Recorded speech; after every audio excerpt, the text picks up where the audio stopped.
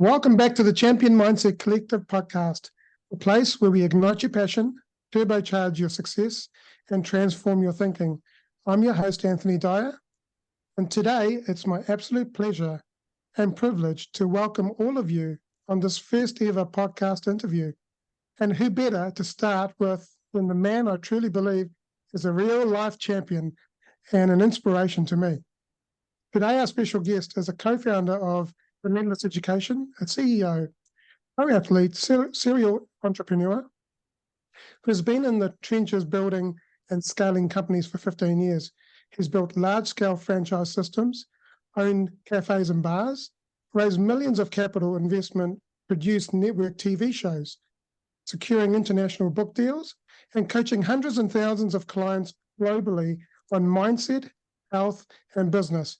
He is a unique real-world edge and perspective on building self-leaders and companies that he is passionate about sharing. Welcome, Mr. Andy Anderson, to the Champion Mindset Collective podcast. It's great to have you here. Mate, it is an absolute honor. I can't believe I'm the first one up. I'm excited. It's a privilege for me to be here. And as you know, mate, I'm a big fan of what you do. I think your message is so important. And yeah, mate, I'm excited to speak to your audience. Awesome. So tell me, tell me about your journey in your younger years. Like, what was going on for you when you were younger, and what was happening for you, and where did you build this driven mindset and you know who you are today? Yeah, well, look, I grew up in Ballarat, spent most of my sort of teenage years in Ballarat country, Victoria, and you know, through those years, of course, having ups and downs as a teenager, I think where my, I guess, champion mentality or leadership mentality came from was really my dad. And me and my dad had a mixed bag relationship. You know, he had his demons he was dealing with. He died when I was 15, but prior to that, he put a lot of effort into trying to make me believe that I was a leader. He would always push me and stretch me in a lot of different ways to I guess, help me grow as an individual. Then it felt like it was punishment, but really now looking back, I see that it was him trying to make me a leader and a self-leader.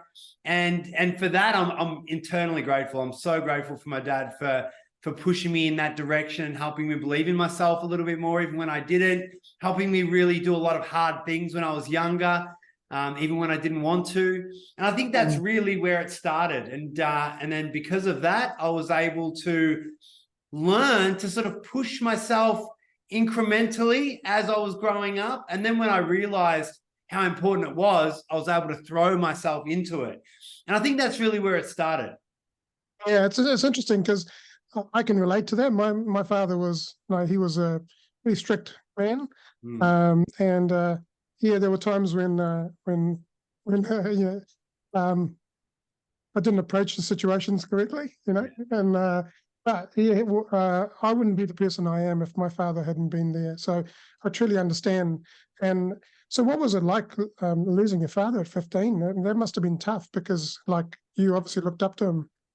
Yeah, absolutely. Look, I think when my dad actually passed away, we had a bit of a rocky relationship. He towards the end of his life, he was struggling with like painkiller addiction and a little bit of alcoholism, some things sort of coming up for him there. And so he didn't end in the most graceful way, and our relationship, because of where he was at, our relationship was starting to deteriorate a little bit, which I regret now, of course. I wish I had a little bit more grace for him then. But when he did pass away, you know, it left a big hole in the family. I had to really step up. I blocked out a lot of the pain. I was able to, you know, it's not healthy, but one thing that I've been good at over the years is like pushing pain into a deep, dark place so I didn't have to deal with it there, and I could really sort of try and step up for the family and do what I needed to do. And you know, at that time, my brothers needed me, my mum needed me, and that was the best way for me to deal with it. So you know, I pushed my anger, I pushed my sadness away, and I just kept sort of pushing forward, and definitely not the healthiest way to do it. You know, unresourceful. It came up in unresourceful ways later on, I believe, but that's sort of how I dealt with it then. It was challenging, but I really had to play a different role, in my view, for the family at that time. Yeah, I had something similar when my father was diagnosed with brain tumor, where I had to step up being the eldest, and for my brothers and my family, and that was a tough time, and I totally appreciate what that's like. Yeah, so tell me about your teenage years. Like, what did you get up to? I'm sure you got up to lots of fun and and Oh, look, and try I don't even know how much I can say here without incriminating myself. But look, again, growing up, things. look, growing up, I was a bit of a rat bag in the teenage years. Small town mentality. There was a lot of boisterous behavior, a lot of fighting. A lot of naughty behavior like that, and then towards the end of my teenage years is when I started really throwing myself into athletics a lot more. So it was like after my dad died, there was a period of just, a little bit of chaos where I was playing up a lot, getting into a lot of fights, being a rat bag. And then I started to really get sick and tired of my own bullshit, to be honest. And I was sick and tired of how I was feeling. I was smoking cigarettes and just doing all the wrong things for all the wrong reasons. And I got to a stage where I was just unhealthy. I was over it. I was over myself. I was not getting attention from the girls that I wanted because I looked like crap and I was behaving like crap. And it was not the human I wanted to be. And so there was a point. Yeah, there was a point where I just said, enough's enough. I got to clean my act up. This is becoming silly. And a lot of my friends were sort of, going extremely in the wrong direction at that time. And I just wanted to make a few shifts. So, one of the biggest shifts that I made was with my health and fitness. And as you know, my core background is health and fitness and one of my true passions and highest values. And I decided to join the rowing team in high school. And that was a big turning point for me because there was extreme responsibility and accountability to the team, to my coach, and then to the club, to my high school. And we had to basically go all in. And I was, a young rat bag, smoking a lot of cigarettes, drinking alcohol. And then all of a sudden, we're doing like 4 a.m., 5 a.m., 6K runs around the lake in the freezing cold Ballarat. And I had to change my tune quickly, mate, quickly. Yeah. And it was one of those harsh reality checks that I needed. It was almost like throwing yourself into military boot camp, You're going from zero to hero immediately. But I tell you what, it rocked me, it shook me, but it changed me forever. And, I write about that in my book, The Ultimate You. But it was one of those turning points in my life that I'll never forget and was so important for me because I needed to make one of those big jolts. And I also needed extra accountability to peers, accountability to mentors to really help me shift direction. Yeah, sounds like it sounds like you came to a realization that things weren't working anymore, and you needed to make a change in your life. And you got to that point where you didn't want to be the person that you were becoming, and you wanted to be someone else.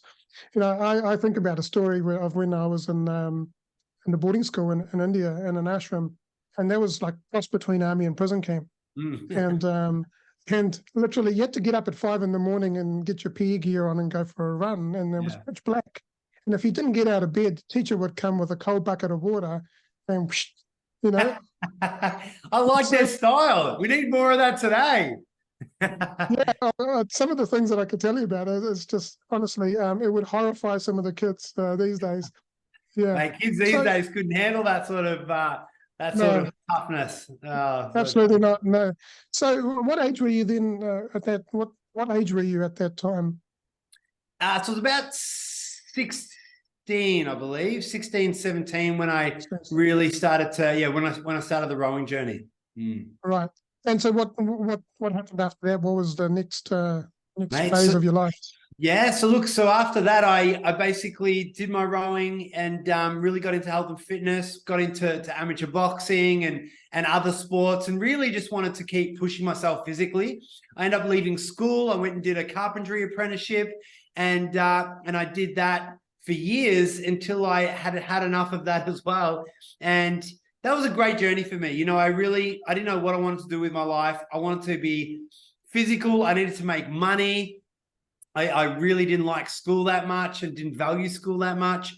And so that was really, really good for me to get out into the workforce take that level of responsibility on, start making money, get a trade behind me, which has really served me so much, especially in the business world, opening gyms, building gyms. All my first gyms, I renovated them all myself and built them all myself, and then was able to save hundreds of thousands of dollars because of that, which was fantastic. But, in the lifestyle of being a carpenter, I got to a point where I just couldn't see myself doing it for another 20, 30 years. I got a lot of respect for trades and tradies. But some of the people that I was working with, some of the older boys, I was looking at them and I'm thinking, they're rocking up, they're hungover every day, these specific ones, not all tradies, these specific ones I was working with. And one in particular was just complaining about his missus all day long and, oh, fucking this and that. And I'm thinking, is this how I'm going to end up? Am I going to be like 50, 60 years old, drinking to try to keep myself afloat and just complaining about my missus all day long? And I didn't want that. And I thought, I want to dedicate my life to self-improvement. I want to help people in health and fitness. And I just want to do things that are positive, something different. So I said, screw it, let's do it. And I went out and got my fitness certificates and started learning nutrition and health. And then I delved into personal training. And that's when I left my trade. It was a big risk at the time. I was on a good wage, working commercial sites and, spent years doing this. But I knew that I was meant for something more, and I really need to feed my soul in a different way. And so I left that and threw myself into health and fitness. And that was an incredible journey. I was living my passion. I developed really quickly in that space. I went and started working at Fitness First, one of the biggest clubs in Melbourne. And it was a very competitive club, but such a blessing because some of the best trainers in Victoria and then eventually in Australia were all homed at that club. So I got to mix it up and learn from some of the best guys and girls out there and really challenge myself and compete at a level that was unheard of at the time. And so that rapidly increased my skill set, increased my awareness, and increased my knowledge base. And I quickly became one of the best PTs in Victoria. I was doing huge numbers at Fitness First. And it was there that I really started to look into mindset and personal development and understood that there was something else that was needed in the fitness game. I knew that there was something that was separating my clients that were successful and not successful. And it wasn't my programs. It wasn't the nutrition and fitness. It was the way they were thinking. And it was the habits and rituals. And that's when I really started looking more into mindset, NLP, personal development, and got the personal development bug and really started integrating it all. And also knew that I wanted to create something a little bit different in the marketplace. And just to rewind, 12 years ago, not many people were mixing mindset in with health and fitness. Now it's stock standard. It's like, it is what it is. But back then, mindset is part of everything, right? Yeah. Exactly. But back then, mate, no one was doing it in the gym scene. Very little people were doing it in the personal development, in the PT space. And I saw a gap there, and I saw a bit of a blue ocean. And so I started really developing tools and frameworks and ways of mixing it together. And that's when I wanted to branch out and start something for myself, start my own gym chain. And so initially I left the PT space and I launched 6 boot camp locations across Melbourne. We were on fire at that time. We were packing them out. We were like 100 people per space. It was booming, had a bit of a team going. And that's where I really started to learn about business on my own and how to build teams and, just hacked my way. I had no freaking idea what I was doing. Just winging it, learning as I went, trying to piece all the things together. But, I don't know if you know Melbourne, it might be a little bit the same as New Zealand, but the weather is freaking hectic, up and down. So winter time in the boot camp space, mate, it's not ideal. And that's, it's terrible. It's terrible. Yeah. The weather here is changeable. It's like you get 4 seasons in one day. Exactly. Yeah, it sounds like you basically live in Melbourne. It's exactly the same. And so me and my ex-wife were running these boot camps together, trying to get this to blow up. But we just had another realization that the weather in Melbourne is not going to aid us in building an empire in boot camp. So maybe in Queensland, but definitely not in Melbourne. So we went on a mission to start our own gym, and and I went into the realm of capital raising and how am I going to pull this off. And basically, you know, I could tell this story for ages, but long story short, learned how to raise capital, went out, raised capital for my first gym, ended up raising about $500,000. We opened our first location behind Crown Casino in Melbourne. So it's a really prominent area. And launched our first gym, Ultimate You, and we basically pulled all of our boot camp clients into the inside gym in central Melbourne there. And it was a crazy experience, man. We were like, we had no idea what we were doing. We knew enough to raise money. I spent all the money on the fit out. We opened our doors and then we had no money in the bank. I didn't know how to market properly, didn't know how to sell properly. I only knew what I knew from Fitness First Day. So basically the first 100 clients, we had to be out in the street. I used to dress up in this red morph suit, running around, trying to wrangle people into the gym, run back, get their email details on the street, run back in, call them up. Hey, do you want to come into our gym? Get them into the gym, sign them up. It was tough going, but we got our first 100 people in and, you know, eventually launched that first center. And that's how Ultimate You was born, which is my first sort of big gym, big business. Nice. Well done. I just want to backtrack a bit. So, you know, like when you first got into the whole health and fitness side of things, like who was your inspiration? Who did you look up to? Like, you know, who were your influences that you followed, that you modeled yourself on? Yeah, look, there were two main ones that I really idolized back then. Charles Poliquin was one of my earliest mentors. He's passed away now, but he was a pioneer in the space, like a real expert, real genius of sorts, had photographic memory. They were like the first seminars that I was going to, teaching me about hormones, peak performance, nutrition, training. He worked with the best people in the world. He was up there. So he was incredible. Charles Poliquin, massive inspiration. Shout out to Charles. And then Paul Chek. Paul Chek is still around. He is an absolute guru, really holistic minded, spiritual, mental, emotional genius. Again, one of those like self-taught, incredible individuals, extremely mind-blowing. And I actually had the honor and the privilege of spending time with him. He randomly, because we were in the center of Melbourne, my gym, he was at one of the fitness expos, and we were one of the only places that had infrared saunas at that time. He looked us up. He walks in randomly and wanted to use a sauna. I'm looking at my wife going, is that Paul Chek? What the? Just couldn't believe it. And then we obviously saying, mate, you got free access, dude.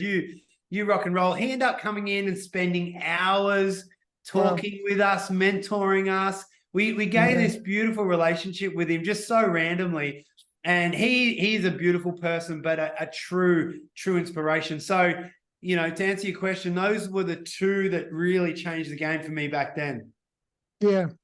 And so, you know, obviously like people like, you know, someone that I kind of look up to, you know, and they're not, I guess he's a real person, but, you know, not in our part of the world. And someone like Arnold Schwarzenegger, who, you know, his mindset, his, you know, his motivation from the time he, you know, like when he was in Austria to when he got to America, it's just amazing how he followed everything that he wanted to do, and he just did it, you know. And did you have any people that inspired you like that? Yeah, absolutely. Well, look, Arnie's always been up there for sure. I mean, his story is incredible. Determination is absolutely incredible. I'm trying to think back then who was inspiring me.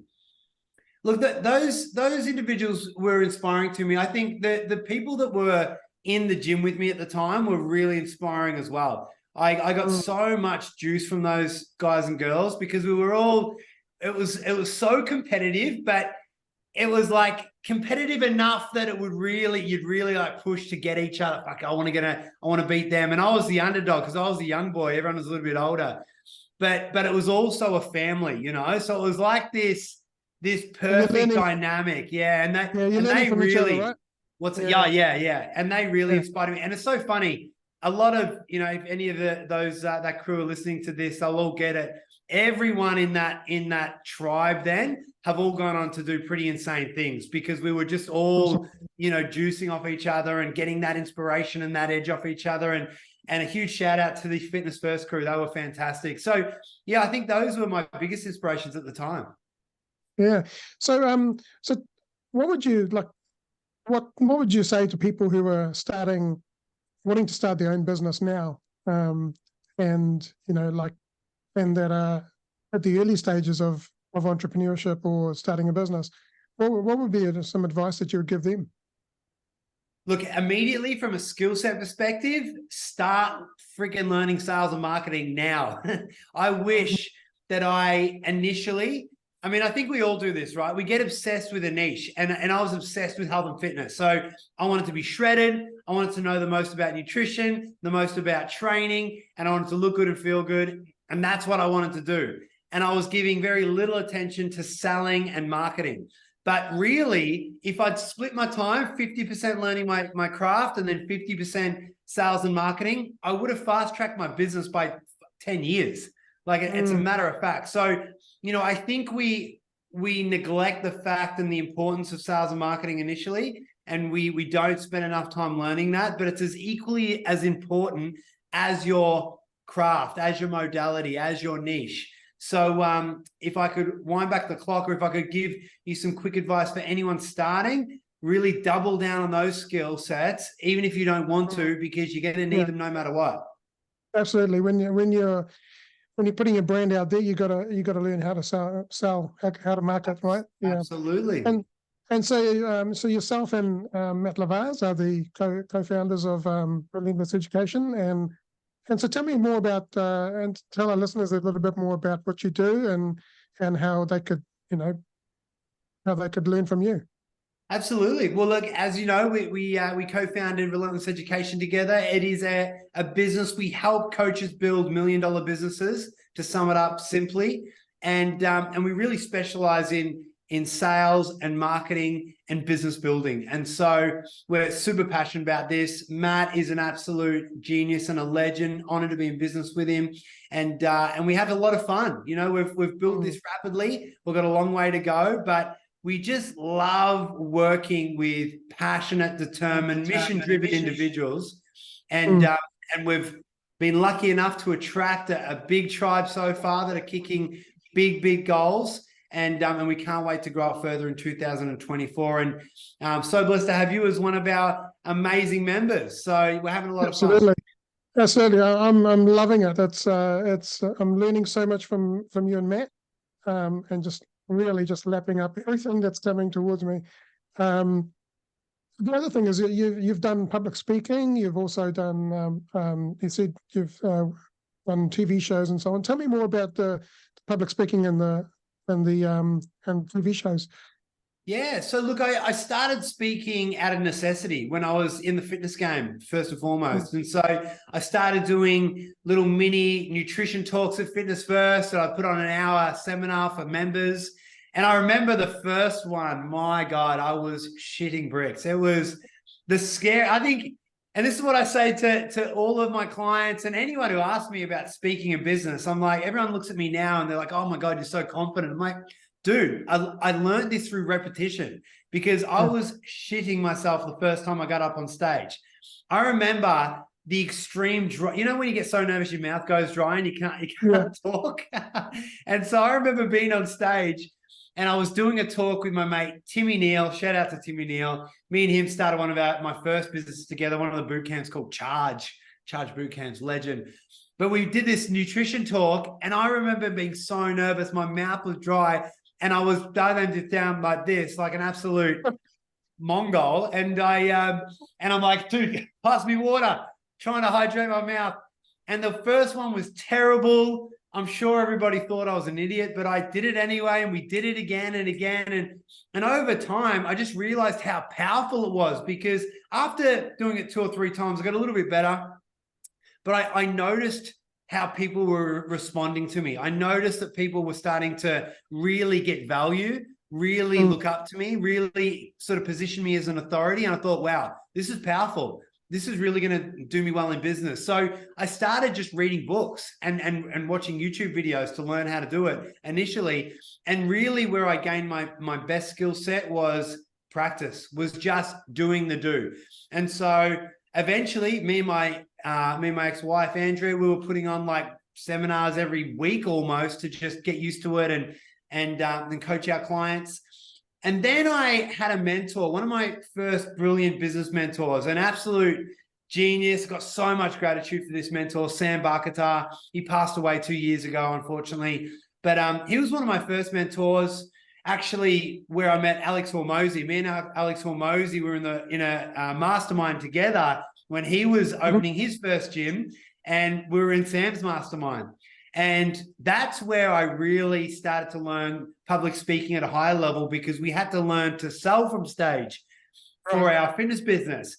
And when I launched a specific program. It blew up my business. It was called the 9 in 6. And I was selling the 9 in 6 from stage every week, twice a week, to 100, 200, to about 100, 150 people in each seminar live, and converting at about 80 to 90% every single time.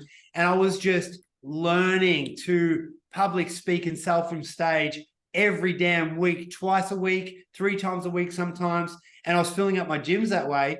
And it was such an awesome opportunity to really sharpen my sword and learn the craft. And so that's how I really, learned how to do it. And then over time, you learn from different mentors. You watch really good speakers and you take bits and pieces from them, and that's really how I learned that game. And if you've got any questions about that before I go on to the TV part, but that's how I really. Yes, I mean, well, my aspiration is to be a public speaker. So what advice would you give me in terms of, or anyone else that's listening to this, who wants to do public speaking, in terms of how would you get out there? How would you network? How would you, build that muscle and build that repetition? Sorry. Yeah, mate. Do the reps, do the freaking reps, and have zero attachment to the outcome initially. It's like, so I used to play in a band. I grew up playing in a band.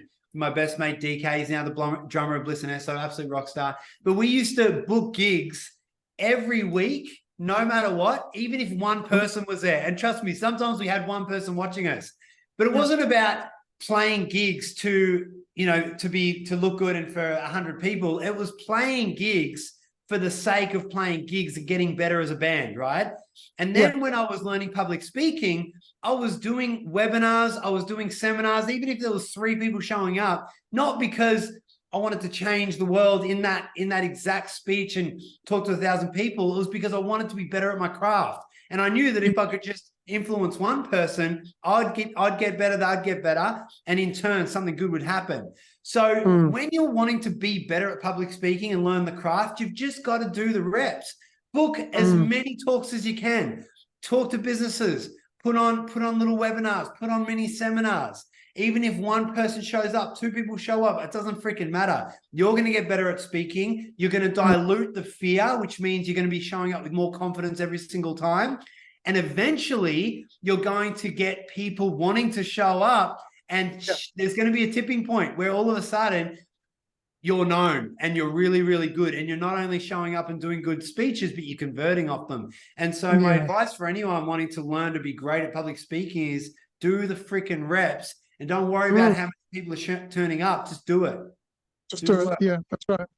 Yeah, I did my first webinar a few weeks back, and that was fun. And I'm currently working on building a 4-week challenge, which is going to be a evergreen challenge where I'm going to be doing classes and so on. So I'm looking forward to doing that. Tell me more about the TV shows and so on. Yeah, absolutely. So, rewinding back to my fitness business, I was growing this gym chain. I took it from 1 gym to 18 locations. And I had this crazy idea. We had this awesome program called the 9 in 6. It was blowing up. People started trying to copy us. It was annoying me a little bit. My team were getting a little bit angsty around it. We're like, these cheeky buggers are copying exactly Some people were just literally copy and pasting my landing page and using word for word my landing page. One guy at a gym in Moonee Ponds around the corner from me copy and pasted my page and forgot to edit it. So it literally had my Ultimate You in there, which is just so funny. But anyway, I was thinking to myself, okay, inevitably people are going to copy things at work, right? So it is what it is. But how am I going to find a way that everybody knows that this is what we do, that we're the best? So I thought, if we had our own TV show, everyone would freaking know, right? And so I went into my team, to my office. I had a team of about 15. And I said, guys, I got a crazy idea. I want to create our own reality TV show. And they were like, here we go. Andy with one of his ideas again. And so I thought, no, I'm serious about this. So I went to my office and I just bunkered down and I spent time just creating a bit of a concept and a script. And really, I was just taking ideas from different TV shows that I knew worked and splicing them together and thinking this could be cool, that could be cool. And then I got a professional script writer to write it all up. And, I went on a bit of a journey to see if I could pull this off. And I was in business with this AFL football player at the time. And I went and spoke to him. I said, mate, can you get me in front of Channel 9? Because he was on the footy show on Channel 9 and all these other things. And, he got me a couple of interviews and it didn't quite go so well and had to be put on the back burner. Left it for about a year and a half. And then I end up doing another bit of a business deal with another footy player called Dipper, who's an absolute legend. Shout out to Big Dipper. And he's a bit of a crazy character like me. And I sat down with him for a coffee one day and I said, Dipper, I got this crazy idea. I want you to be on this TV show with me. I've written it. I've created it. Get me in front of someone to pull this off. And he goes, Andy, I love the idea. Come to this convention thing with me, to this dinner. I'll put you in front of someone. So we went to this big AFL function at the MCG and he sat me on a table next to this producer. And I spent the afternoon having a few beers and talking with this guy. And then when he left, he put his business card on the table and said, Andy, call me next week and I'll look at your pitch. Wow, so that's awesome. It was exciting, man. I thought, yes, first step. We got it. So ended up going down, pitched this producer, my TV show. He absolutely loved it. He said, Andy, give me a couple of weeks. I'll get back to you. I'll see what I can do with it.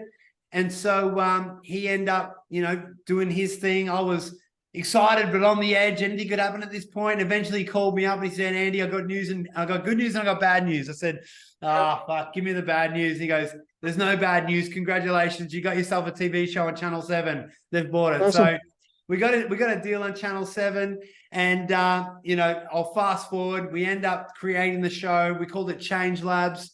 It was initially going to be called Ultimate You, but because of all the COVID stuff and everything crazy happening there, I end up rebranding, starting a new fitness brand. We called the TV show Change Labs. And it was a phenomenal experience. We had Dipper, we had Rob Whittaker, famous UFC fighter, bunch of doctors, a whole bunch of other cool people on there. And basically it was a storyline of taking people through a 6-week transformation, doing 2 crazy challenges per episode. One, which was mindset and fear-based, jumping out of planes, eating organs, surfing, crazy stuff. And then you do a fitness challenge and try to educate the audience as well as keep it entertaining. And so that's what we did. And it aired on Channel 7. You can still see it now on 7 Plus under Change Labs. And that was the first show. And we're now in the midst of trying to get season 2 off the ground. Oh, nice. Very good. Yeah. Very good. And so do you still have the gyms and so on? So look, through COVID, we had to close a lot of the gyms, which was it was a crazy experience. We've still got one in Melbourne at the moment. And now with Change Labs, we're about to launch 2 massive online programs nationally, which we're really excited about. So we're about to launch a New Year's online challenge, which is going to be phenomenal. And that's right across Australia. And Dan Ewing's going to be involved. Dan Ewing from Home and Away. He's a Hollywood actor. He's involved in the business as well, which will be fantastic. And then we're also offering a really unique high-level national program, which incorporates anti-aging, doctors, a whole bunch of cool things, which people are going to be able to find out about in the next few months. And then probably later next year, we'll start potentially looking at opening gyms again, but really just depends on the market because as you're probably aware, a lot of crazy stuff's happening at the moment in the gym space.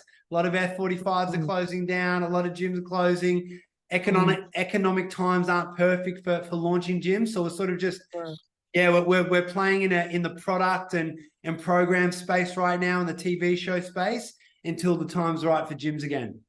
Yeah, that's great. So question for you. What would you say that has helped you build this mindset for all of these journeys that you've been through? And what is the thing that really, what is it that really helps you build this champion mindset? Because to me, you have a champion mindset. Yeah. Mate, look, I've definitely got a set of personal standards that I know now that I can't diminish. I can't let go of. And I don't know why. It's probably a pattern of building them over years and years and years. I think it's those little micro efforts that have gotten me to this stage. But, through the last 3 years, I've proven to myself finally that I know now who I definitely am, to the core, unshakable. Because, going through what I went through with COVID and having to close a lot of businesses and unfortunately having so many ups and downs there, I really had a huge opportunity, which 99.9% of people would have taken, to give up, go and get a job, and not focus on building business ever again. But through that process, I just had this knowing that it's impossible for me to stop. It's impossible for me to give up. And I know that now, because it would have been so easy to rest on my laurels. It would have been so easy to go and get a job and give up on my dreams and not build businesses. But, I proved to myself, even in the worst dire moments where most people would give up, during that time, I produced and launched a TV show. I started 2 new companies, and I did it because I had this deep-seated drive and need to do more and be more. And I think that's just something you develop over time. And I knew that even from the stage of when I was growing up and I was in carpentry and I wanted to leave and do something more. And I'm sure you feel the same. That feeling where you're meant for more. You're destined for something bigger and better. You don't know what it is. It's never clear, but you've just got this feeling that your heart's bigger than your current position, than your current situation. And so for me, that's what drives me every freaking day. And I'm really grateful for all the hardship that I've gone through, because I've proven to myself that I'm battle tested. I've proven to myself that nothing can get in my fucking way. And even when I feel like the world's turned on me, the economy's turned on me and everything's going to hell, that I can still step up, show up, and produce the goods. And so that was the biggest blessing that I could ever give myself. And so that energy and that mentality and that understanding now spurs me on to do more and be more every single day. Yeah, that's awesome.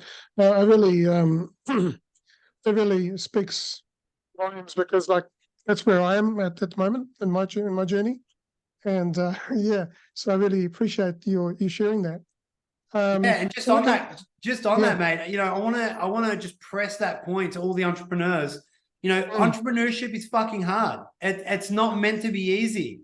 And so if you're listening to this and you're starting, or you're in the mix, or even if you're a mature stage entrepreneur, you need to come to the understanding and realization that it's ups and downs. And the people that truly win in this game are the ones that can handle the most uncertainty, the ones that can handle the most adversity, and the ones that can handle the hits and get back up. Because there is not one successful entrepreneur out there that has not been beaten to the ground and not had to get back up. That is how they win. And one of the coolest things about facing adversity, when I went through all the nonsense of having to close a heap of businesses and all the stress of that, I had all of these only then, when some of these bigger entrepreneurs knew that I was that I was in the trenches going through the shit. These bigger entrepreneurs started reaching out to me saying, hey, is it cool if I give you a call? I want to tell you about my journey. And that's when they were getting vulnerable and opening up to me about their hard times. And then I had the realization, I was like, shit, this is the normal. I'm actually going through the norm. And so when you're in it, you think like, I'm the only person going through this. I'm not good enough. I must be shit. I mustn't be meant for this game. But then you realize, and you talk to all the big players and you realize, wow, this is actually Brilliant. just the path, just the journey. This is my Yeah. rite of passage. So suck Yeah. it up, big boy. Time to put your big pants on and keep going. And so if you're Absolutely. listening to this, put your big girl pants on, put your big boy pants on, and keep pushing forward. Because I promise you, on the other side of that is everything you've ever wanted. Awesome. Thank you very much, Andy. On that note, we're going to have 5 quick fire questions Let's that go. we're going to ask, and then we'll end this episode. So, what is one message you would like to share to the world, with the world? One message I'd love to share with the world. Great. Is this meant to be quick fire, or am I allowed to think about it for a second? I'm messing up your whole game here. One message. Look, one message I want to share to the world is this. Self-leadership comes first. If you want to change the world, you've got to change yourself first. So make sure that you're changing yourself mentally, emotionally, and physically for the better. And only through that change can you then impact others. Absolutely. Thank you for that. How do you define success, and what has that definition changed over time? And has that definition changed over time? Yeah, if you're able to live, give, love, and grow every single day, that's success for me. So I always talk about success on my socials and things like that. I think people are thinking that I'm always talking about money, but I'm actually not. I'm always talking about freedom. I'm talking about living your life. Like for me, living is like training, skydiving, doing things that make me alive. Giving, giving time, giving energy, giving mentorship, giving to people that need. Those things are so important. So live, give, spreading love and loving people, not only yourself, but loving others. Loving yourself is about self-respect, especially for men. Self-respect, doing things that help you earn self-respect so you can love yourself more, and then loving others whole freaking heartedly. Any of my friends and family know that when I love someone, whether it's brotherhood, sisterhood, family, friend, partner, I give till I bleed myself dry. And I love that about me. And that's part of success to me. So live, give, love, and then grow. Learn and progress. Push yourself to be more every day. That to me is success. Absolutely amazing. Yeah. So who has been your greatest inspiration and why? Oh, big question. Greatest inspiration. Who has been my greatest inspiration and why? Honestly, I don't think it's just one. I don't think it's one person. I couldn't say it's just one person. If it had to be one, I'd say it's my dad for the earlier lessons that he gave me, even though our relationship was crazy. It would have to be him.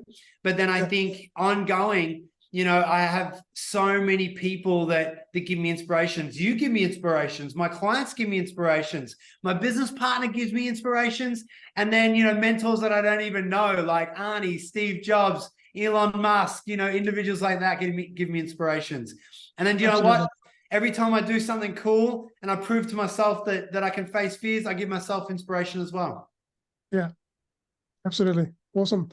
Okay, 2 more. What is something you believe that others might disagree with? This could get me in trouble. There's so many things.